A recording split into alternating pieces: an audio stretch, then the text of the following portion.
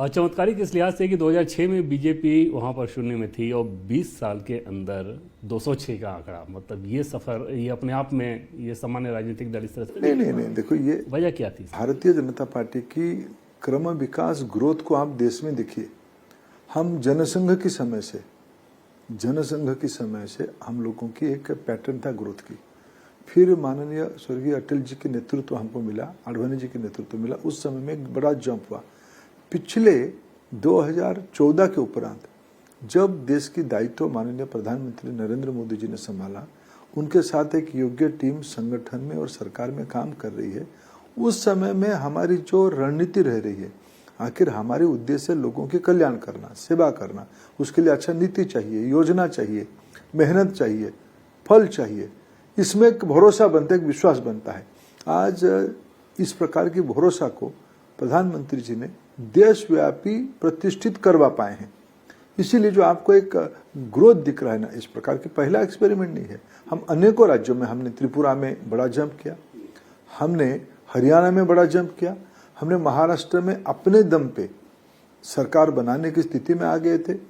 हम उड़ीसा में एक ग्रेजुअल ग्रोथ में हम पहले 3 नंबर से 2 नंबर बने, 2 नंबर से 1 नंबर बने। वैसे ही बंगाल में हम 3 से हम 2 बने पिछले चुनाव में, 19 में हम 2 बने लोकसभा में, 21 में 2 बने, 24 में 2 बने, 26 में 1 नंबर बने। ये तो पॉलिटिकल ग्रोथ है, लीडरशिप के ऊपर विश्वसनीयता और पार्टी के असंख्य कार्यकर्ताओं की परिश्रम, ये दोनों जब एक मैट्रिक्स पे आ जाता है, फिर अपेक्षित रिजल्ट आ ही जाता है।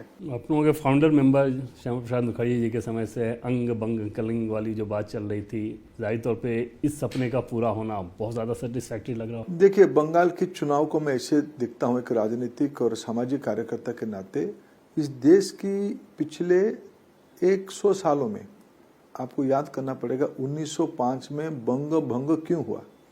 उस समय की जो नेतृत्व था बंगाल तो उस समय में देश की राजनीति का एक प्रकार से राजधानी था।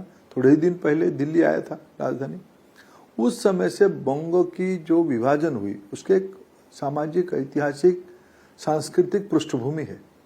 उस समय से जिस प्रकार से बंगाल की डेवलपमेंट हुई, ईस्ट बंगाल हो, वेस्ट बंगाल हो, बाद में बांग्लादेश हो, उसमें एक हिस्टोरिकल बैकग्राउंड था उसकी। मैं मानता हूं इस बार इस सारे जो आक्रोश था लोगों के मन में, बंगाली भाषा की, बंगाली सभ्यता की, बंगाली संस्कृति की, जिसमें महाभारतीयता जुड़ी है, ऑल इंडियानेस जुड़ी है, राष्ट्रीय भावना जुड़ी है, उसमें जो एक कुंठा था कि हमारी जो होनी चाहिए तो नहीं हुई, इस बार एक परिस्थिति बनी, बीजेपी के ऊपर भरोसा बनी, प्रधानमंत्री जी की बातों पे बंगाल की जनता ने आस्था जताई। उसी में सही श्रद्धांजलि जो कॉज के लिए श्यामा प्रसाद जी ने अपनी जिंदगी का बलिदान दिया था, देश चलना कैसे चाहिए, देश की सोच कैसे होनी चाहिए, उसमें बंगाल की राजनीति का बड़ा प्रभाव था। उस बंगाल की राजनीति को अभी भारतीय जनता पार्टी को एक अवसर दे रहा है। ये बहुत ही पार्टी के, जैसे कल प्रधानमंत्री जी ने सही कहा, देश भर की बीजेपी कार्यकर्ताओं को, हमारे परिवार के कार्यकर्ताओं को एक सुकून आई कि हमारी जो विश्वास है, हमारा जो विचार कोई अनायास झटके में नहीं बना था, कोई रिएक्शनरी नहीं बना, हमारी एक सोची समझी सोच है। और बंगाल के इक्वेशन को और आगे समझेंगे, लेकिन जैसे कि आपने कहा कि पीएम का फोकस बहुत था पूर्वोत्तर पे, और 2014 के बाद से ही देखें तो ऐसा लगता है कि पूर्वी भारत और पूर्वोत्तर, उनकी जो फ्लैगशिप स्कीम है, वेलफेयर स्कीम हो या फिर इंफ्रास्ट्रक्चर डेवलपमेंट, एक तरह से लेबोरेटरी बना हुआ है, उसका ये नतीजा आ रहा है। निश्चित रूप में इसको देखिए, मैं आता हूँ उड़ीसा से। मैं पिछले 12 साल में मेरे को माननीय प्रधानमंत्री ने अवसर दिया, मैं ऐसा कोई कैबिनेट मीटिंग नहीं देखता हूं जिसमें देश की विकास की योजना नहीं होती है और उस विकास की योजना में पूर्वी भारत की लायन शेयर नहीं होती है। यहाँ हिस्टोरिकली हम बहुत पीछे थे। अगर आज सड़क में प्रधानमंत्री सड़क योजना बनती है तो सबसे ज्यादा लाभार्थी, कहाँ ज्यादा नहीं सड़क बना था, पूर्व भारत में नहीं बना था। अगर बाढ़ सुखाड़ के इलाका कहीं ज्यादा था तो पूर्व भारत में था। अगर यहाँ गरीबी कहाँ था, कामकाजी लोग कहाँ सबसे ज्यादा देश की है, माइग्रेटरी लेबर कहाँ है, बिहार की है, झारखंड की है, बंगाल की है, उड़ीसा की है। इस सब इलाका में अगर रोजगार सृजन होता तो लोग बाहर क्यों करने जाते।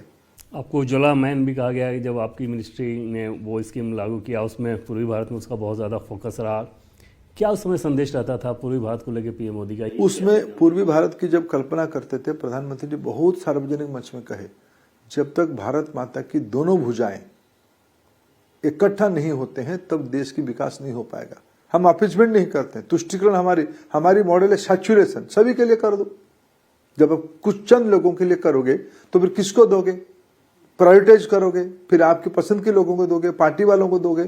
बंगाल को क्या किया गया था? सुविधा सत्ताधारी लोगों को ही मिलेगा। मोदी जी की मॉडल है सत्ता सबको, सुविधा सबको मिलेगा, सत्ता से संपर्क नहीं, आवश्यकता से संपर्क। ये मैं इस चुनाव को इसलिए मानता हूं देवेंद्र जी, ये हमारी प्रधानमंत्री नरेंद्र मोदी जी की पॉलिसी की एंडोर्समेंट है, हमारे विचारधारा की एंडोर्समेंट है, हमारे आइडियाज की एंडोर्समेंट है, हमारी इंप्लीमेंटेशन स्ट्रैटेजी की एंडोर्समेंट है।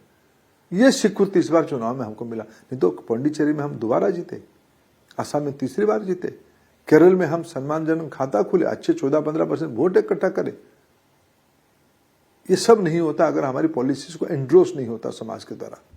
बंगाल के हिसाब से अगर देखें तो जैसे 2016 से 3 सीट, उसके बाद 19 में लोकसभा में ज़बरदस्त सफलता हासिल हुई, 18 सीट, फिर 21 में विधानसभा में 3 से 77 बढ़े, लेकिन जितना हाइप था उस हिसाब से सरकार बनाने को लेकर नहीं हुआ। फिर 24 लोकसभा में लोकसभा का आंकड़ा भी घट गया। तो इस बार 24 के बाद अभी तक ऐसा क्या हो गया कि इतनी शानदार सफलता हासिल हुई? मैं बताऊं आपको, पिछले 50 साल में बंगाल की पॉलिटिकल प्रोसेस क्या हुआ था। पहले 34 साल कम्युनिस्टों की, बाद में इनके पास 15 साल, लगभग 49-50 साल। इसमें एक प्रमुख सत्ता, विरोधियों को दबाओ, कोई हमसे असहमत होता तो तक उसको कुचल दो, भय संतरास दिखा दो उसको। ये प्रजातंत्र की विपरीत चीज है।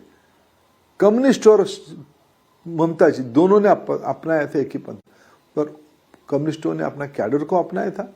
पहले कैडर को सब मिलेगा, ममता जी ने माइनॉरिटी को पकड़ा, पहले मेरे वोट बैंक सुरक्षित हो जाए। ये जो दिवालियापन था ना, समाज कभी दिवालियापन को स्वीकार नहीं करता है, समय लेता है, समय लिया, परिवर्तन हो गया।